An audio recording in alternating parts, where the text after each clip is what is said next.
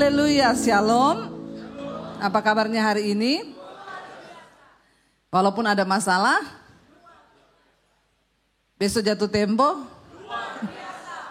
Tepuk tangan buat jemaat yang luar biasa ya.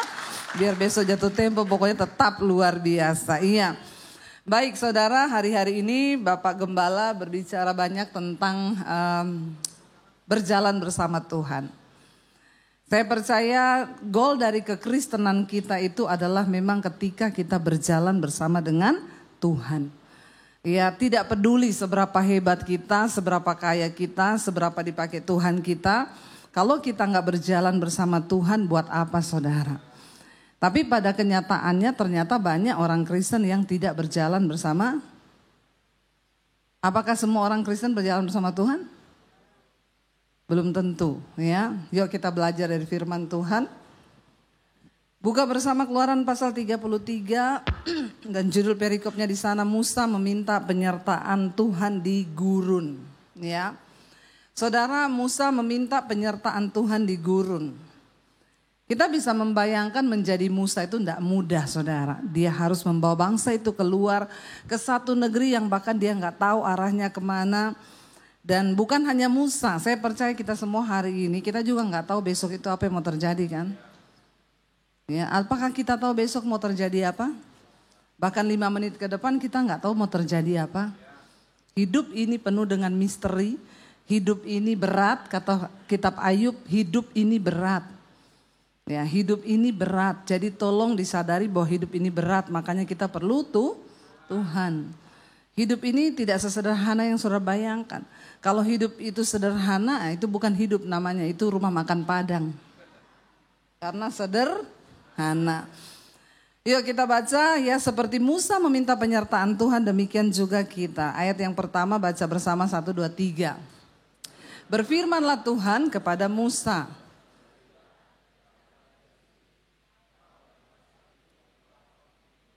Dari tanah Mesir ke negeri yang telah kujanjikan dengan sumpah kepada Abraham, Ishak dan Yakub, demikian. Kepada keturunanmu lah akan kuberikan negeri itu. Ayat 2, aku akan mengutus seorang malaikat berjalan di depanmu dan akan menghalau orang Kanaan, orang Amori, orang Het, orang Feris, orang Hewi, dan orang Yebus. Ayat 3,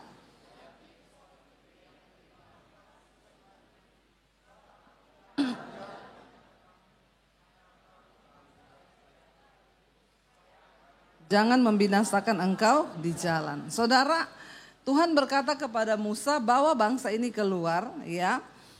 Aku akan mengutus malaikat bersama-sama dengan engkau yang akan memberi engkau kemenangan dalam setiap pertempuran. Karena di depan itu ada orang Amori, orang Hewi, orang apa tadi?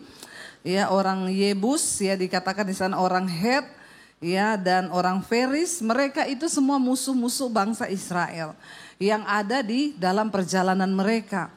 Tapi Tuhan berkata, jalan saja, aku mengutus malaikat untuk memberi engkau kemenangan.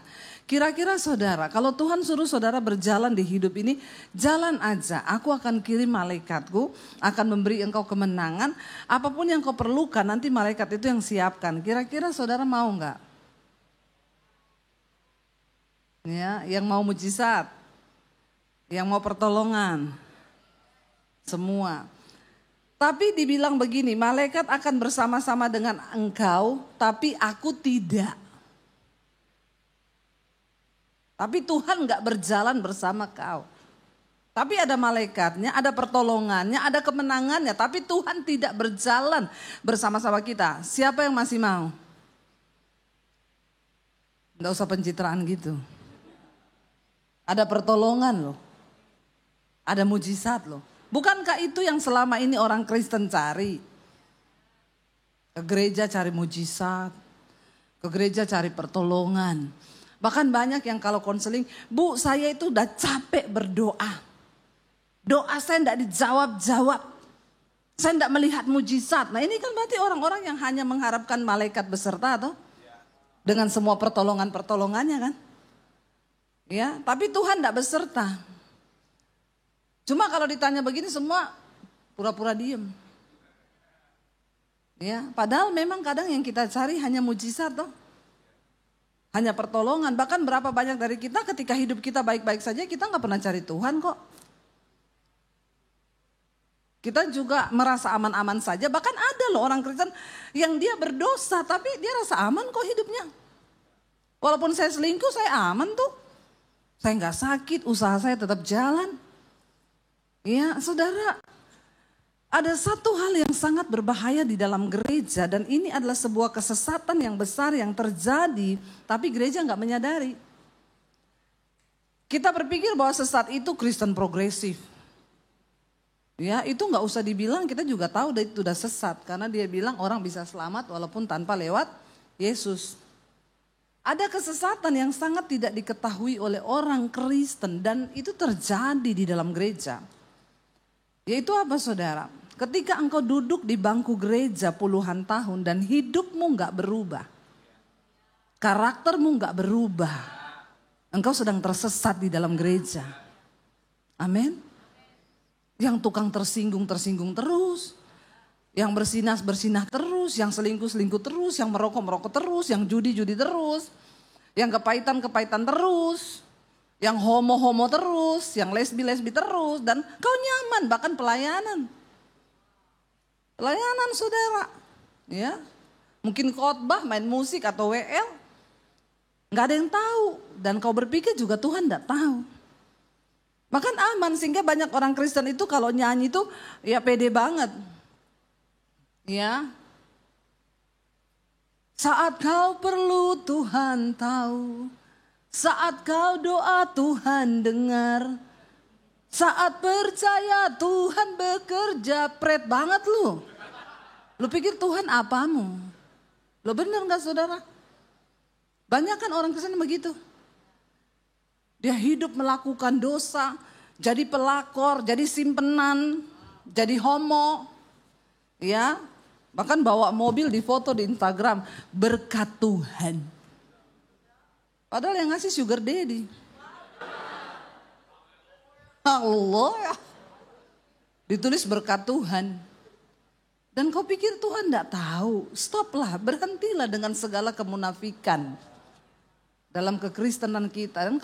Dan orang berpikir bahwa Tuhan masih berjalan bersama dia. Ya, jalan-jalan ke luar negeri, foto, padahal simpenan. Ya, homo. Ada yang begitu pelayanan di gereja. Naik mimbar bolak-balik, saya tahu. Dan mereka tuh pura-pura gak tahu, dipikir Tuhan itu gak ada. Kau sedang tersesat. Betapa dalamnya jatuhmu itu kau gak tahu. Makanya hal tentang pengajaran sesat yang Yesus tulis, itu Yesus sendiri yang berfirman. Hal tentang pengajaran sesat, Yesus gak ngomong gini, hati-hati loh kalau orang ngajar kamu berdoa di bawah pohon pakai asap-asap. Enggak gitu Yesus bilang. Yesus bilang dari mana kau bisa tahu kesesatan itu? Dari buahnya. Dari buah. Ya, kalau kita Kristen tapi kita nggak berbuah, ya kita sedang tersesat. Yesus nggak ngomong yang lain kok. Dia cuma ngomong dari buahnya kamu akan tahu mereka itu. Jadi please saudara, mari kita mengenal kekristenan yang benar berjalan bersama Tuhan itu seperti apa. Dan kenapa Tuhan gak mau berjalan dengan bangsa Israel? Dia bilang karena kamu itu bangsa yang tegak, tengkuk, keras tengkuk. Kepala batu gak mau bertobat. Tuhan gak mau berjalan dengan orang-orang yang gak mau bertobat. Ya, mari kita berhenti bersandiwara dengan hidup ini. Ya, gak usah jadi pemain sinetron semua. Kebanyakan nonton drama Korea. Ayo kita duduk di kursi gereja, dengar firman, pulang berubah. Ada perubahan hidup yang kau alami. Ya, sehingga ya Tuhan tuh tahu kok dengan siapa dia mau berjalan dan dengan siapa dia tidak mau berjalan. Ya. Cuma ya itu yang rugi siapa saudara? Ayat ini berkata, Tuhan bilang jalan aja. Kenapa dia tetap memberikan malaikat untuk mendampingi bangsa Israel? Karena dia tidak bisa ingkari janjinya. Dia bilang aku sudah bersumpah kepada Abraham, Ishak dan Yakub bahwa keturunannya akan menduduki satu negeri yang berlimpah susu dan madu. Dia nggak bisa tarik janji itu. Walaupun bangsa Israel berdosa, aku sudah berjanji dan kemenangan itu memang harus aku lakukan karena itu janjiku. Makanya ngeri kan kalau kita ini orang Kristen hidup kelihatannya aman-aman tapi dalam dosa, jangan kau pikir kau disertai Tuhan. Hidupmu baik, pekerjaanmu baik, semua baik, padahal kau hidup dalam dosa. Ngeri loh, kenapa itu bisa terjadi? Ya mungkin saja engkau masih malaikat menyertai tapi Tuhan udah muak melihat hidupmu. Hanya karena itu janji yang sudah terlanjur dia beri. Jadi jangan pernah mengukur penyertaan Tuhan itu dari berkat materi. Dari kekayaan. Sebab ya bukan berarti orang yang kaya itu disertai Tuhan. Banyak orang kaya yang tidak disertai Tuhan. Ya, saya cerita. Saya diajak makan orang kaya, saya dibayari makanan itu bayarnya mahal jutaan. Saya makan enak sama suami, dia nggak bisa makan enak, telepon marah-marah terus. Baru mau makan, teleponnya bunyi. Saya kan sudah bilang, kamu atur dulu, maaf ya Bu Pendeta, kamu atur, kamu balik baru mau duduk makan, berdiri lagi. Saya ini lagi makan, maaf ya Bu Pendeta,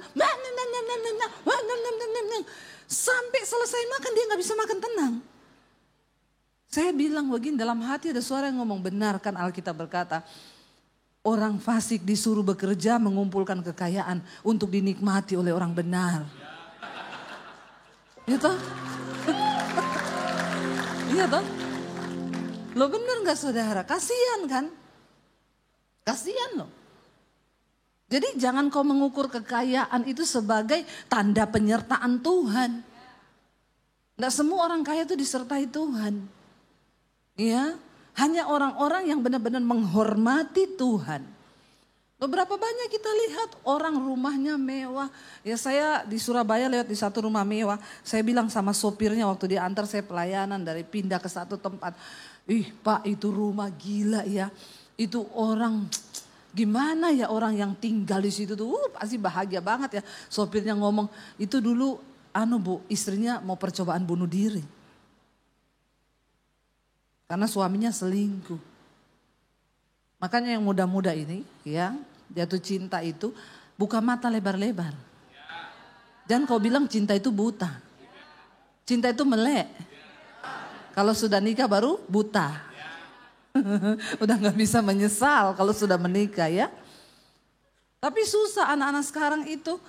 Kalau konseling Bu pacar saya ini masih pacaran udah kasar mukulin saya maki-maki saya bilang putus aja.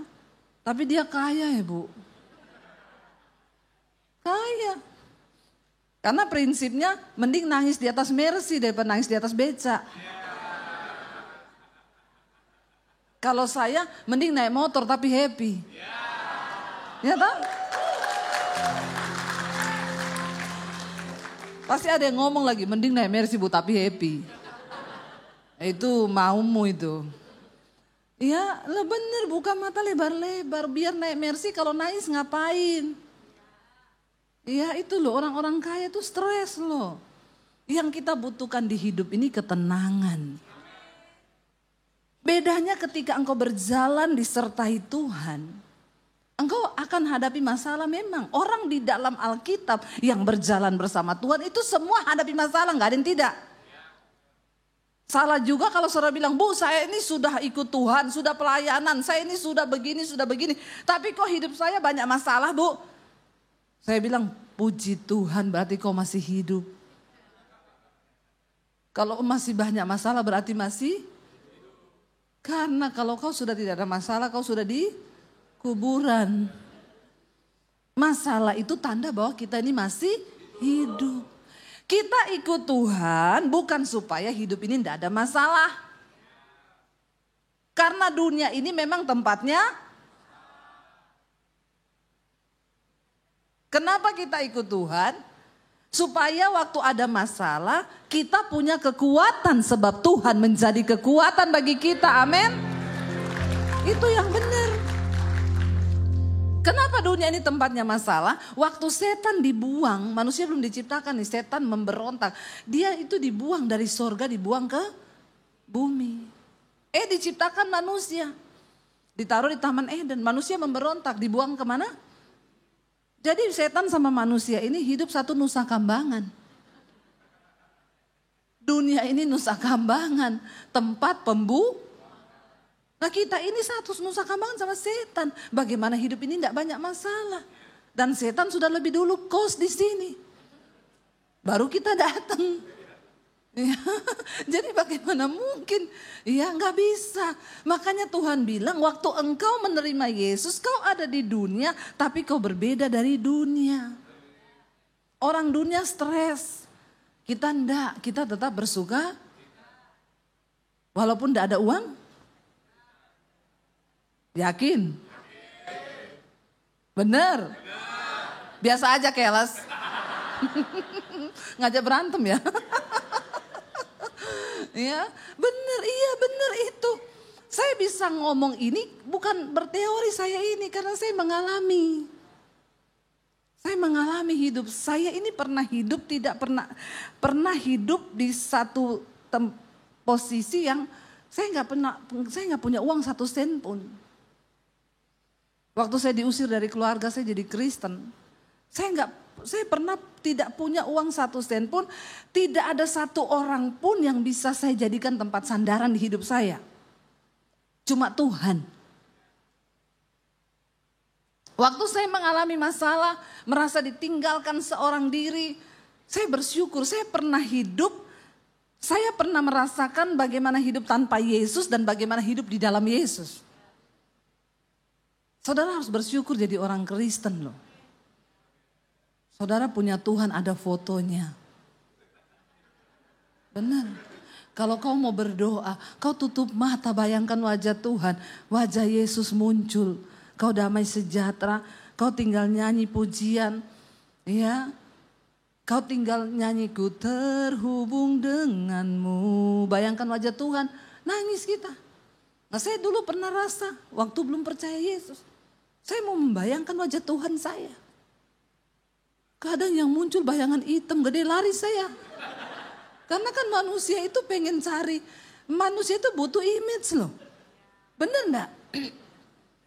Iya, bersyukur saudara ini jadi orang Kristen, bener bersyukur, bener. Bener, saya bilang ini bener. Karena kalau manusia kan suka gambaran, membutuhkan image itu Tuhan. Lah bayangkan kalau kau tidak punya gambaran tentang Tuhan tuh gimana coba? Zaman perjanjian lama Tuhan tidak pernah menampakkan wajahnya seperti apa. Dia cuma muncul dalam bentuk api, dalam bentuk angin. Kenapa? Karena Tuhan gak mau bangsa Israel membuat patung yang serupa dengan wujudnya lalu disembah. Karena memang manusia membutuhkan figur, image yang untuk bisa dibayangkan, dilihat. Benar gak? Nah Tuhan datang ke dunia dalam wujud Yesus Kristus. Sekarang jadi enak. Dan saya ketemu banyak orang yang dulunya bukan Kristen, mereka ketemu Tuhan. Loh mereka ada yang bersaksi, saya mati Bu. Saya naik sampai ke atas Bu, sampai di atas saya ketemu, saya dibawa ke satu ruang yang saya tahu tuh ruang Maha Kudus banget. Karena di situ cahayanya terang sekali, tapi heran di mata tuh enggak silau. Tapi ada seperti satu sinar kemuliaan dia bilang. Dia bukan orang Kristen loh, dia cerita sama saya. Dia sudah mati tabrakan, sudah di kamar mayat, sudah dimandikan, sudah diumumin bahwa innalillahi udah meninggal. Ya, dia itu satu lambang kayak kemuliaan begitu. Lalu dia bilang saya ketemu satu sosok di sana Bu. Saya tanya, siapa yang kau ketemu di situ? Karena mumpung kan dia sudah pernah mati tuh. Kita enggak perlu gitu dulu tuh. Tanya aja sama yang sudah mengalami. Karena benar dia sudah diumumin di Facebook loh. Teman sekolah saya sudah umumin dia meninggal. Semua sudah umumin dia kecelakaan tabrakan tunggal gitu. Kecelakaan. Ya kecelakaan di jalan bukan tabrakan. Jadi saya deg-degan waktu mau denger dia tuh cerita. Karena saya tahu dia bukan orang Kristen. Saya ketemu satu sosok Bu di sana yang saya tahu itu Tuhan. Karena saya dibawa ke satu tempat yang itu ya kalau bisa digambarkan itu tempat kemuliaan, tempat Tuhan bertahta. Dan saya ketemu satu sosok di sana, saya bilang, siapa yang kau ketemu itu? Ya, saya takut saudara, saya takut. Dia bilang, ternyata Bu, Sumbokong habis sudah. Sudah pindah agama saya enggak percaya. Karena ini orang sudah mati loh. Mati, terus dia bilang Sumbokong habis sudah. Ya enggak jadi saya percaya Yesus. Karena dia enggak punya kepentingan, dia bukan agama Kristen. Ya tiba-tiba dia bilang Sumbokong, hati-hati ayah dia suluman. Nah itu kan, itu kan. Ya dan saya tegang tanya siapa yang kamu lihat. Bayangkan Bu, dia berkuasa, dia bilang kamu belum saatnya ada di sini. Kamu harus kembali. Saya tanya siapa yang kamu lihat itu, ngomong cepet. Ya saya sambil menunggu saudara, tiba-tiba dia bilang, tuh loh Bu, Tuhannya orang Kristen. Yesus Kristus Tuhan. Saya bilang, kenapa kamu tahu itu Tuhannya orang Kristen? Kayak yang di foto-foto itu. Bersyukurlah kau orang Kristen, karena kau punya Tuhan ada di foto-foto. Untung dulu Tuhan Yesus suka di foto. Ya, abis perjamuan murid-murid mau berdiri, Tuhan bilang, duduk dulu, kita foto bareng. Ada fotonya di meja perjamuan kan? Tuhan suruh duduk dulu. Ya, makanya sekarang pendeta juga suka difoto. Tapi memang benar ya, semua itu bukan kebetulan. Saya tuh mendengar orang-orang yang bertemu Tuhan, mereka cerita kayak yang difoto itu loh. Tuhan Yesus saudara. Ayo kita berjalan bersama Tuhan tuh bukan berarti hidup kita tanpa masalah.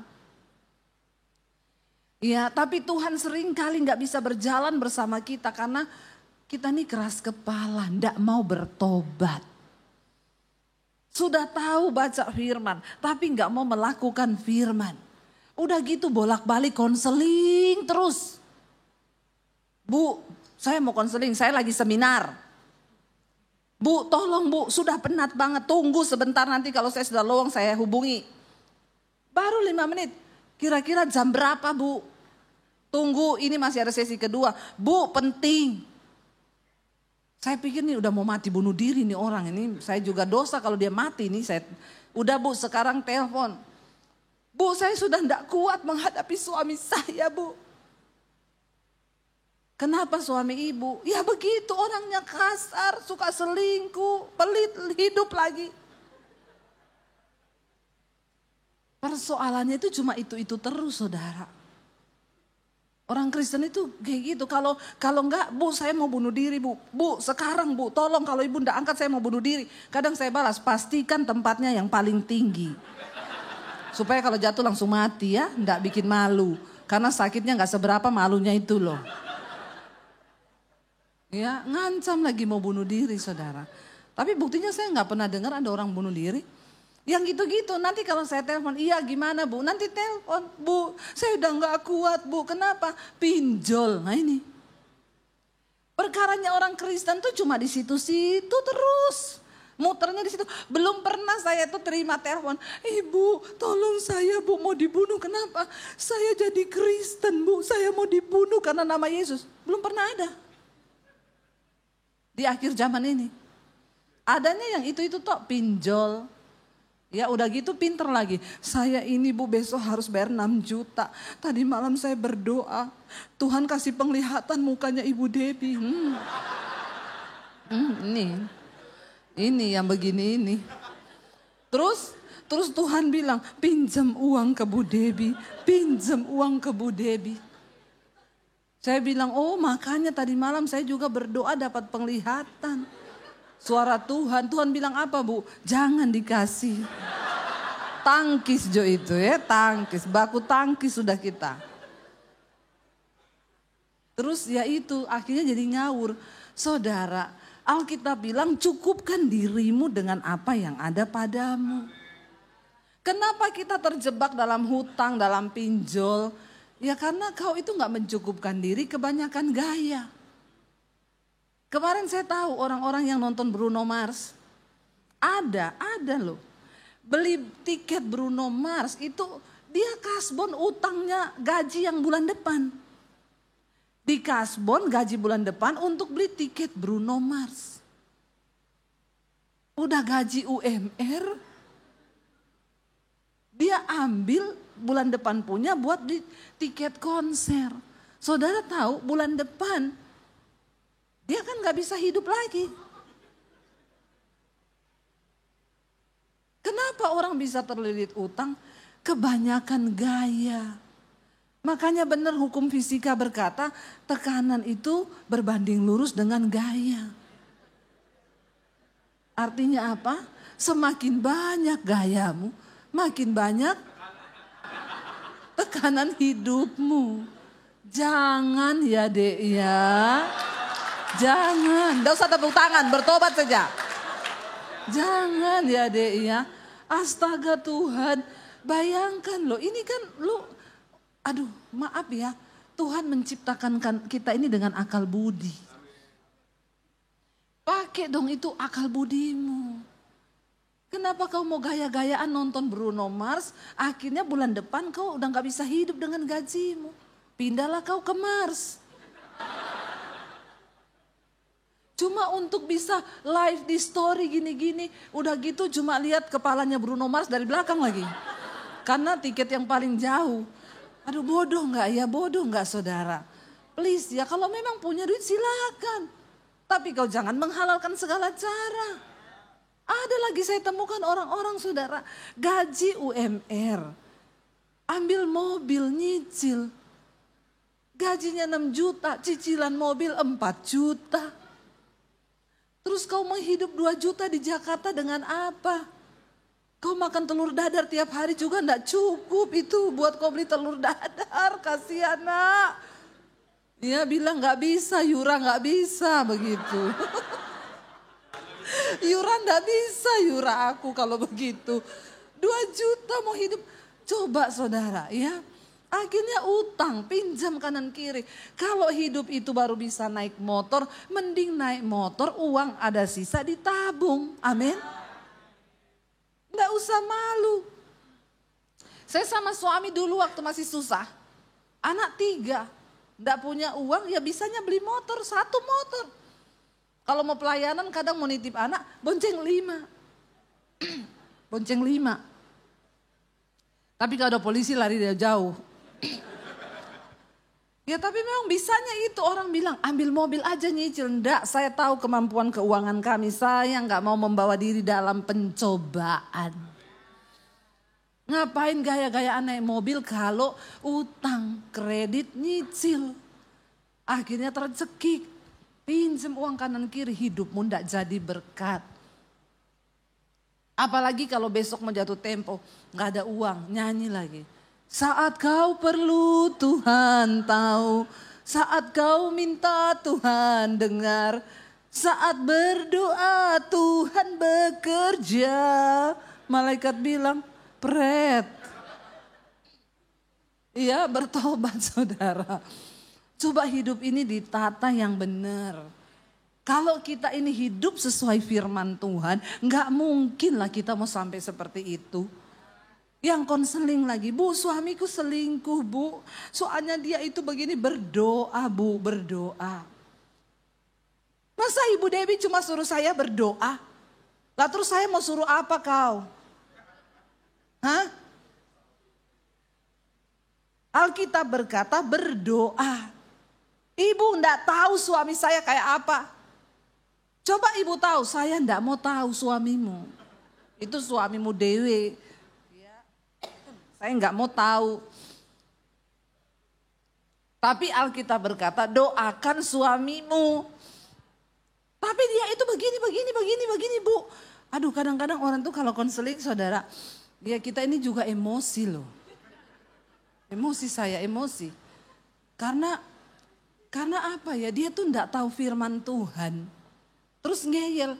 Ya kalau bu berdoa Alkitab bilang ibu tanpa perkataan menangkan suamimu. Cuma begitu saja bu. Dia tuh pengen saya bilang kasih sianida bu. Nah itu. Dia tuh menunggu jawaban saya begitu. Kasih sianida suamimu itu. Kan ya enggak mungkin toh.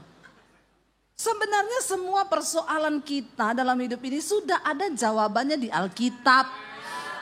Masalahnya kamu tuh baca Alkitab atau tidak?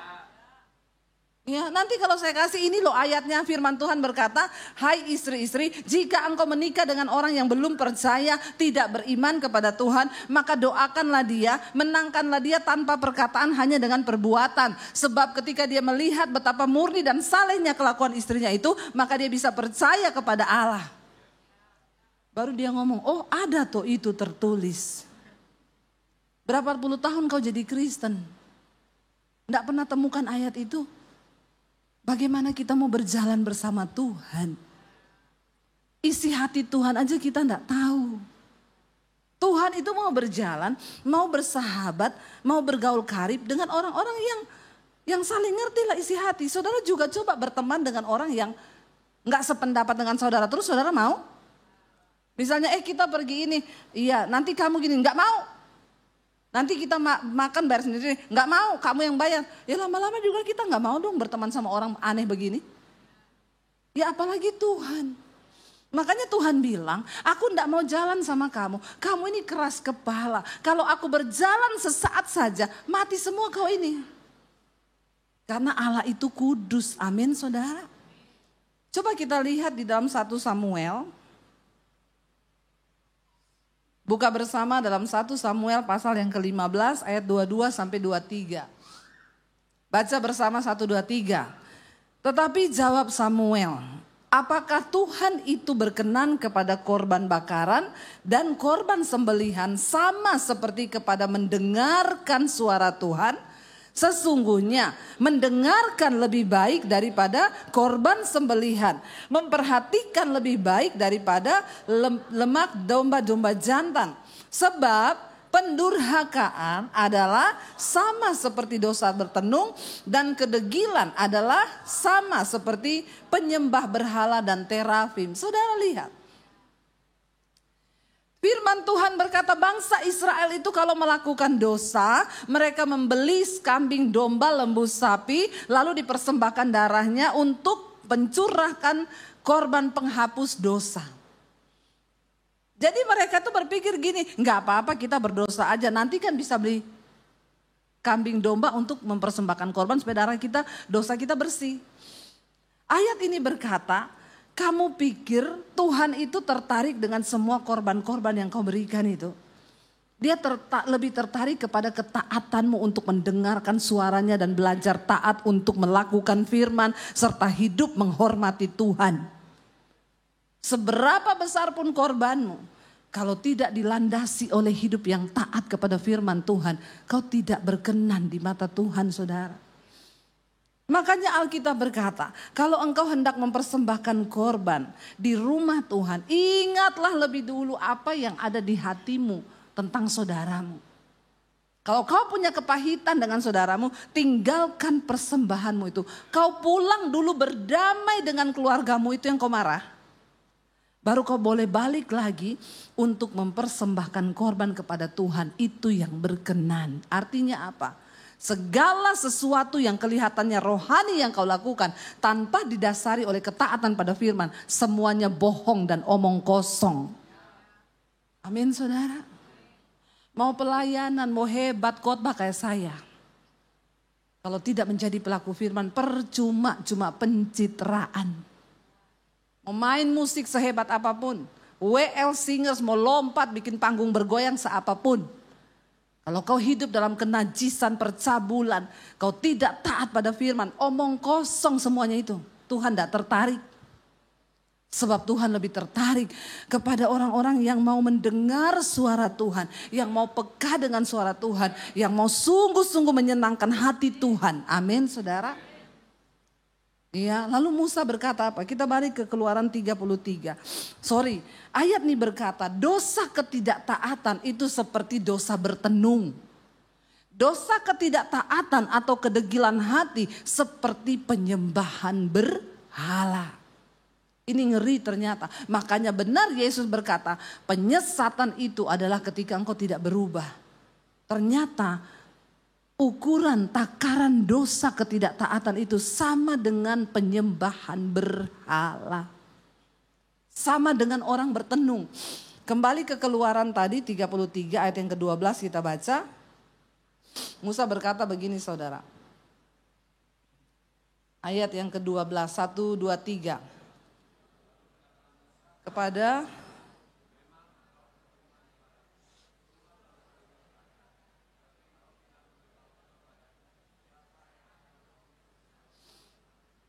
namun demikian engkau berfirman, aku mengenal namamu dan juga engkau mendapat kasih karunia di hadapanku.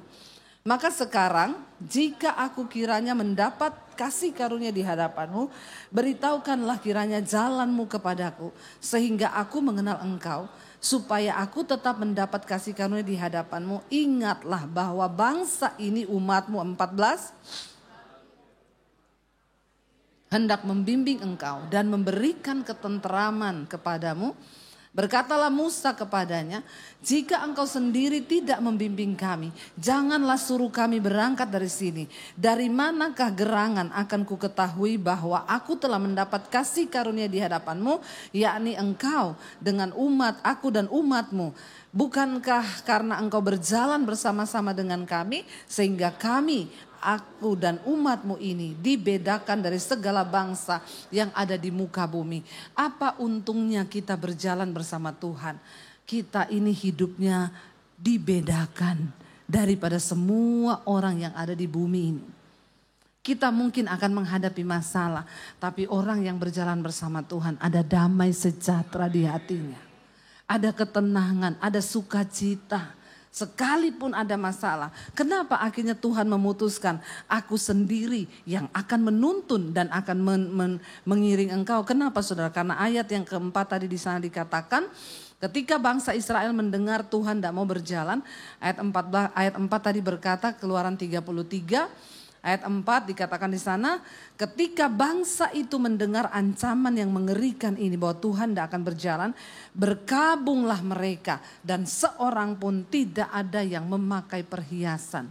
Pertobatan itu yang menarik hati Tuhan. Waktu mereka mendengar Tuhan tidak akan berjalan, mereka merendahkan diri, berkabung, memakai pakaian kabung, mencopot semua perhiasan yang adalah lambang kesombongan, keangkuhan, keakuan. Dan Tuhan berkata, ketika melihat bangsa itu berkabung, Tuhan bilang, aku sendiri yang akan menuntun engkau dan aku sendiri yang akan memberikan ketentraman kepadamu. Saudara, kita ada di hari-hari yang terakhir, di masa-masa yang sukar. Mari biar hidup kita ini semakin sepadan dengan Tuhan. Anak-anak muda dengar, engkau tidak bisa mengandalkan kekuatanmu. Perkembangan zaman sekarang terus berubah. Terus berubah. Yang namanya sekarang teknologi itu luar biasa dengan adanya AI. Beberapa negara di luar negeri sudah gerejanya yang khotbah itu robot AI.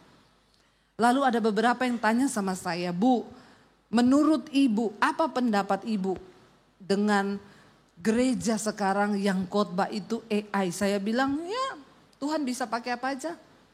Setidaknya AI tidak homo. Setidaknya AI tidak selingkuh. Setidaknya AI tidak pencuri. Sekarang kan banyak orang habis khotbah homo, habis khotbah selingkuh. Enggak ketahuan, AI setidaknya lebih kudus daripada manusia. Karena Alkitab bilang Tuhan bisa pakai apa aja kok. Tuhan bisa pakai batu. Soal urapan dari Tuhan bukan dari AI. Ya, orang dengar apa aja kalau ada urapan Tuhan di situ karena hatinya yang dia buka, Tuhan bisa bekerja kok. Semua Tuhan lihat hati kita kok. Ya, anak-anak muda bayangkan suami saya tuh loh suruh AI buatkan saya lagu rohani. Pertama keluar liriknya, di dalam gelap engkau menjadi terang bagiku, engkau menerangi langkah-langkahku. Suami saya bilang bikinin musik, keluar musiknya, plus ada suara yang nyanyi. Luar biasa loh, udah gak butuh orang bikin aransemen, maaf ya pemain musik. AI lebih pintar loh dari kita. Lo bener, saudara mau bikin kerangka khotbah, tulis aja, bikinin saya khotbah tentang kekudusan. Enggak sampai 1 menit keluar ayatnya, keluar semua. Pinter, bener. Makanya anak-anak muda Ya, ke depan ini semakin banyak tenaga kerja manusia yang akan diganti oleh robot. Ya, tapi orang yang hidup mengandalkan Tuhan, engkau punya senilai yang berarti di hidupmu, yang itu tidak dimiliki oleh orang lain. Hanya orang-orang yang tinggal dalam perkenanan Tuhan yang akan melihat perbedaan itu. Daniel, Sadrak, Mesak, dan Abednego diculik dari Yerusalem, dibawa ke Babel. Mereka ini anak-anak muda yang raja bilang pilih orang-orang muda yang pintar, yang berhikmat, bawa ke Babel. Dan mereka ternyata anak-anak muda yang takut akan Tuhan. Ketika dibawa ke Babel, raja bilang kasih mereka makan makanan raja, minum anggur raja wine. Ya, tapi mereka berketatapan hati untuk tidak menajiskan diri dengan makanan raja, dengan minuman raja. Mereka adalah orang-orang yang sungguh-sungguh bisa menempatkan diri mereka tidak terkontaminasi oleh keadaan. Lalu penjaga istana bilang, nanti kalau kalian tidak makan, kalian jadi kurus, jadi bodoh, nanti aku yang kena marah sama raja. Dia bilang, enggak, nanti kau buktikan saja. Kami makan dengan makanan yang bagi kami itu halal, bagi Allah kami. Kami tidak mau menajiskan diri dengan anggur, dengan wine, minumannya raja. Kau akan buktikan setelah dicoba beberapa hari, dites kepintaran. Mereka 10 kali lipat pinternya daripada orang-orang yang lain. Kenapa saudara? Karena mereka hidup takut akan Tuhan. Bahkan ketika mereka dilempar di dapur api, tidak terbakar sebab ada Tuhan yang menyertai. Dunia boleh berubah sehebat apapun. Tapi orang yang hidup mengandalkan Tuhan, berjalan bersama Tuhan, akan dinyatakan Tuhan perbedaan. Saya ini sudah melihat bagaimana Tuhan itu menjadi pembela, menjadi Allah, menjadi penolong. Bahkan dia Tuhan yang akan menyatakan kemuliaannya dalam hidup kita saudara. Asalkan kita mau berjalan bersama dengan dia, amin. Saya berdoa di hari-hari ini mari kita terus menjaga hidup kita. Jangan takut dengan apapun, biarlah kita mau terus percaya bahwa Tuhan itu tidak pernah lalai menepati janjinya. Serahkan hidupmu untuk sungguh-sungguh taat pada firman Tuhan. Orang yang menghormati Tuhan akan dihormati Tuhan. Tuhan bilang loh, aku menghormati orang yang menghormati aku. Saudara dapat penghormatan dari orang lain aja senang toh. Apalagi kalau engkau dikatakan dihormati Tuhan. Ada ayatnya. Wow, itu wow saudara. Engkau akan melihat sungguh Tuhan itu ada. Waktu engkau hidup sungguh-sungguh dalam kekudusan. Berjalan dalam penyertaan Tuhan. Itu luar biasa. Bangkit berdiri bersama, kita naikkan pujian. Bilang kau tidak beserta kami Tuhan. Sungguh kami tidak mau berjalan. Tutup matamu dalam hadirat Tuhan saudara. Dia Tuhan yang selalu ingin menopang engkau. Dia Tuhan yang selalu ingin pegang tangan kita. Dia mau berjalan bersama-sama dengan kita. Seberapa gelap pun jalanmu hari ini. Ingat waktu engkau dipegang oleh Tuhan. Maka engkau aman dalam perlindungannya. Hari ini yang dia mau hanyalah kita merendahkan diri, bertobat di hadapannya dan berkata kami perlu engkau Tuhan, kami perlu engkau. Ampuni Bapa kalau selama ini kami berjalan sendiri dengan kekuatan kami. Hari ini kami mau bertobat.